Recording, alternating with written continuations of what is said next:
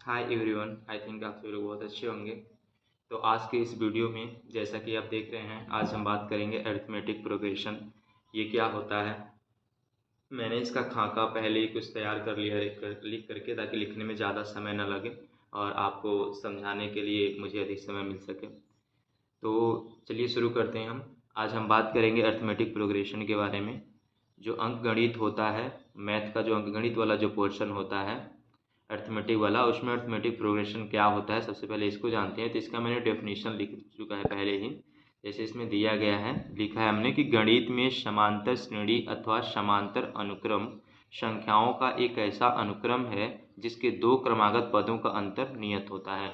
मतलब इसमें हम करते क्या हैं, किसी संख्याओं को जब हम लिखते हैं तो हम एक के बाद एक जो स्टेप बाय स्टेप लिखते हैं, तो उनके बीच का जो डिफ्रेंसिएशन होता है, जो बीच का अंतर होता है, वो हमेशा वो समान रहता है।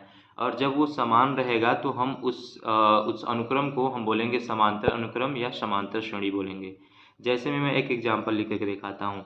जैसे मान लीजिए यहाँ पर लिखा हुआ है 3 के बाद लिखा हुआ है 7 के बाद है 11 के बाद है 15 के बाद है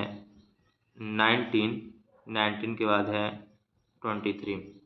तो आप जब संख्याओं को जब आप देख रहे हैं, इधर से अगर आगे बढ़ते हुए जाइए तो 3 के बाद 7 जो लिखा हुआ है, तो 3 और 7 के बीच 4 का डिफरेंट आ रहा है। ठीक, वैसे ही 7 और 11 के बीच भी 4 का डिफरेंट है। तो मतलब 3 में 4 ऐड किया गया तो 7 हुआ, ऐसे 7 में 4 ऐड किया हुआ तो 11, ऐसे इसमें 4 ऐड किया गया है इधर से, फिर इसमें गए तो इसमें भी 4 ऐड किया गया है, फिर 19 से 23 हुआ है तो इसमें भी 4 ऐड किया गया, 23 हो गया है। तो यहाँ पर आपको देखने के लिए ये मिल रहा है कि हर अगली संख्या के बीच जो अंतर आ रहा है, ये 4 का अंतर आ रहा है। ठीक, तो चाहे तो आप इधर से शुरू से लेकर के आप आगे बढ़ते हुए अंतर को देख सकते हैं, तब भी वही अंतर रहेगा, या आगे से पीछे की ओर आते हुए आप देख सकते हैं, तब भी आपका अंतर वही रहेगा। तो इस प्रकार से हम करते क्या, इस प्रकार के जब श्रेणी में जब लिखी गई संख्याएं होती हैं, तो ऐसे ही संख्याओं को बोला जाता है समांतर श्रेणी। चलिए, तो ये जो है हमारा समांतर श्रेणी है। ठीक है, ये समांतर श्रेणी है। एक और हम लिखते हैं, जैसे वो है 8, 11, 15, 17, 20, 25। अब यहाँ पर आप देखिए तो 8 के बाद जो डिफरेंट आ रहा है, अक्रम से अगर ऐसे जो क्रम से लिखा गया है ये, तो इसमें जो डिफरेंट आ रहा है 8 के बाद 11, तो इसमें कितना आ रहा है 3 का, 8 3 11। फिर से 11 से आप 15 पर पहुँचेंगे तो इसमें 4 का डिफरेंट है। यहाँ 15 से 17 तो +2, फिर 17 से 20 तो +3, 20 से 25 +5। अब देखिए, हर दो जो संख्याएं लिखी गई हैं, वो जो संख्याओं के बीच का जो अंतर आ रहा है, हर जगह समान नहीं है। कहीं 3 का है, कहीं 4 का है, कहीं 2 का है, कहीं फिर 3 का है, कहीं 5 का है। तो इस प्रकार से हर जगह समान नहीं है, इसलिए ये जो श्रेणी लिखा गया है, ये श्रेणी समांतर श्रेणी नहीं है या समांतर अनुक्रम नहीं है। इसका मतलब ये श्रेणी गलत है। ठीक, तो ये तो हुआ समांतर श्रेणी के बारे में कि समांतर श्रेणी किसे कहते हैं, ये आपने समझा। ठीक है, एक बार फिर रिकैप करते हैं। मतलब रिकैप में देखिए, जो गणित में मैथमेटिक्स जो होता है, अर्थमेटिक प्रोग्रेशन, उसमें ये होता है कि अगर कोई संख्याएं क्रम से लिखी गई हैं और उस क्रम से तभी लिखी गई होंगी जब उनके बीच का अंतर जो होगा, हर दो संख्या के बीच का जो अंतर होगा, उसके बीच का अंतर हमेशा समान होगा। जैसे यहाँ एग्जाम्पल में दिया गया है, एक 3 के बाद 7 आया है तो 4 का अंतर है, फिर 7 के बाद 11 आया तो फिर यहाँ भी 4 का अंतर है। मतलब 4 4 प्लस हो रहे हैं हर एक अगली संख्या के में को लाने के लिए। तो इसलिए ये जो है अर्थमेटिक प्रोग्रेशन में है। जबकि यहाँ पर 4 4 का अंतर न होकर के कहीं 4 का है, कहीं 3 का है, कहीं 2 का है। कहने का मतलब ये है कि जो दूसरा वाला जो एग्जाम्पल हमने दिया है, ये जो दूसरा वाला एग्जाम्पल हमने दिया है, इस दूसरे एग्जाम्पल में हर जगह जो अंतर है ये समान नहीं है संख्याओं के बीच में, इसलिए यह अर्थमेटिक प्रोग्रेशन नहीं होगा। ओके, अब चलिए अर्थमेटिक प्रोग्रेशन के संबंधित हम कुछ फार्मूले को जानते हैं, और कुछ फार्मूले को जानने के बाद हम इसे संबंधित कुछ क्वेश्चन को सॉल्व करेंगे। तो सबसे पहले फार्मूला जैसे ये होता है कि अगर ऐसे ही संख्याएं लिखी गई हों, जैसे मान लीजिए कि हम यहाँ पे संख्याएं जो लिखा हुआ है, एक श्रेणी जो लिखा हुआ है, 3 के बाद 7 है, 7 के बाद 11 है, 11 के बाद 15 है, 15 के बाद 19, 19 के बाद 23। तो देखिए इसमें कितने पद हैं। पहला नंबर तो ये देखिए, तो पद का मतलब ये गिनिए, 1 2 3 4 5 6, टोटल इसमें 6 पद हैं। अब 6 पद हैं और सब क्रम से लिखे गए हैं, देखिए समांतर श्रेणी में है। तो ऐसे ही अगर इसी समांतर श्रेणी को हमें आगे तक बढ़ाना हो तो 20वां पद क्या होगा?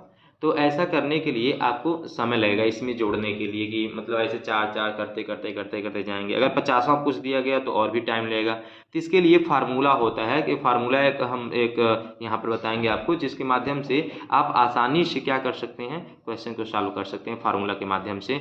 जितना भी अगर समांतर श्रेणी में पद लिखा गया है तो वो उसका जितना भी वहाँ पद जो भी पद पूछेगा उस पद को आसानी से आप फार्मूले के द्वारा ज्ञात कर सकते हैं। तो वो फार्मूला होता है, फार्मूला ये होता है T N is equal to, T N जो होता है यह जो श्रेणी के उस पद को बताते इंडिकेट करता है जिस पद का आपको मान फाइंड करना है। ये टी एन, अभी हम इस फार्मूले को भी अच्छे से समझाते हैं। तो T N is equal to होता है A plus N minus 1 into T. अब इसमें इस फार्मूले में आपको ये समझना है ये टी एन क्या है, ए क्या है, और फिर से मतलब एन जो है तो ये टी एन बताना ही है, और फिर डी क्या होता है इस सब के बारे में बताना है। तो सबसे पहले मैं आपको बताऊं यन के बारे में। यन का मतलब होता है वह पद जिस पद का आपको मान ज्ञात करना हो। जैसे जैसे यहाँ क्वेश्चन देख लीजिए, मैंने एक श्रेणी लिखा हुआ है 8 13 18 23 डाट डाट डाट, मतलब ये श्रेणी और आगे तक बढ़ेगी, और इसे बता दिया गया कि यह एक समांतर श्रेणी में है। वैसे देख भी आप चेक भी कर सकते हैं, 8 के बाद 13 5 का अंतर है, फिर 13 के बाद 18 आया है तो फिर इसमें भी 5 का ही है, 18 के बाद 23 इसमें भी 5 का ही, तो मतलब सीधे दिख भी रहा है कि यह एक समांतर श्रेणी में है। इस समांतर श्रेणी का 20वां पद ज्ञात करना है। तो ये 20वां जो पद ज्ञात करना है तो मतलब इसमें 4 पद दिए गए हैं शुरू से, इसका 20वां पद हमको फाइंड करना है, निकालना है।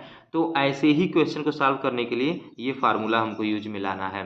तो जो ये समांतर श्रेणी लिखा गया है इसका जो ये प्रथम पद है उसी को हम बोलते हैं ए। तो मतलब यहाँ जो ए है, ए जो है प्रथम पद है, प्रथम पद, और यन जो है वह पद है जिस पद का हमको मान ज्ञात करना है। और फिर इसमें बाकी रह गया डी, तो डी जो होता है ये सार्व अंतर होता है, डिफ्रेंसिएशन होता है, सार्व अंतर। ठीक है। अब सार्व अंतर क्या है? अरे सार्व अंतर वही है जब आप दूसरे पद में से आप पहले वाले पद को घटाएंगे तो जो मिलेगा आपको वही सार्व अंतर होगा। जैसे मान लीजिए यहाँ पे 13 है, 13 में से आप 8 घटाएंगे तो जो आपको मिलेगा 5, यही सार्व अंतर कहलाता है। सार्व अंतर के लिए भी एक फार्मूला यूज करते हैं, इसमें लिखते हैं D is equal to A2 minus A1। A2 क्या है? ये समांतर श्रेणी का दूसरा पद है, और A1 क्या है? समांतर श्रेणी का पहला पद है। जैसे इस वाला जो क्वेश्चन मैंने लिखा है, इस क्वेश्चन में आपको सार्वंतर अगर प्राप्त करना है, डिफरेंशिएशन अगर फाइंड करना है, तो आप A2 मतलब 13 और A1 मतलब 8, 13 में से आप 8 घटाएंगे, 13 में से 8 घटाएंगे तो 5। मतलब कहने का मतलब ये है कि ये जो सार्वंतर है इस श्रेणी का, इस श्रेणी का सार्वंतर 5 है। ठीक है। तो फिर हम रिकैप करते हैं, ये जो फार्मूला है ये फार्मूला आपको प्राप्त करने के लिए है किसी भी दिए गए समांतर श्रेणी के पद को, जिस पद को आप प्राप्त करना चाहते हैं उस पद को प्राप्त करने के लिए आप इस फार्मूले का यूज करेंगे। और इस फार्मूले का यूज करने के लिए आपको किसी भी श्रेणी का जो भी समांतर श्रेणी दिया गया है उसका हमें पहला पद पता होना चाहिए और सार्वंतर पता होना चाहिए। उसके बाद जो भी पद हमको, जिस नंबर का भी हमको पद ज्ञात करना होगा, हम उस पद को प्राप्त कर लेंगे। तो जैसे अब देखिए इस क्वेश्चन पर आते हैं। इस क्वेश्चन में है श्रेणी 8 13 18 23 डाट डाट डाट एक समांतर श्रेणी है, इसका 20वां पद ज्ञात कीजिए। तो चलिए इसको सॉल्व करते हैं। ठीक है। अब सॉल्व करते हैं तो सबसे पहले हम फार्मूले को चलिए लिख लेते हैं। फार्मूला जो है हमारा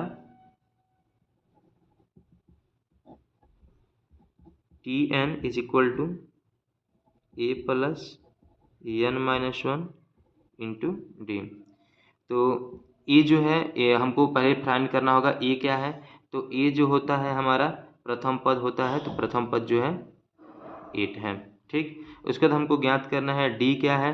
तो डी जो है हमारा निकालना है हमको, तो हम A2 में से A1 को घटा देंगे तो हो जाएगा आपका A2 कितना है आपका 13, A1 है 8। जब सब्ट्रैक्ट करेंगे तो आ जाएगा आपका फाइन, तो ये आपका प्राप्त हो गया डी। ठीक। उसके बाद n का अगर हमको वैल्यू लिखें तो n हमको कौवा पद ज्ञात करना है हमको 20वां, तो n इज इक्वल टू हो जाएगा 20।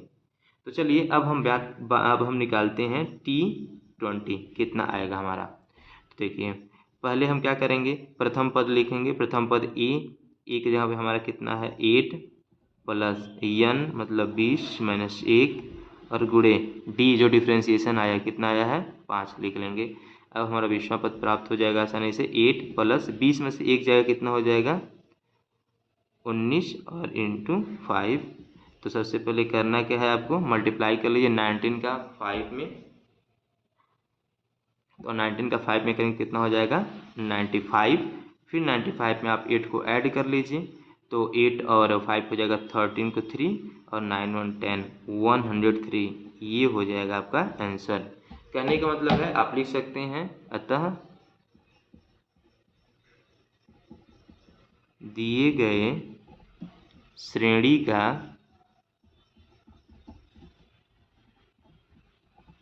बीसवां पद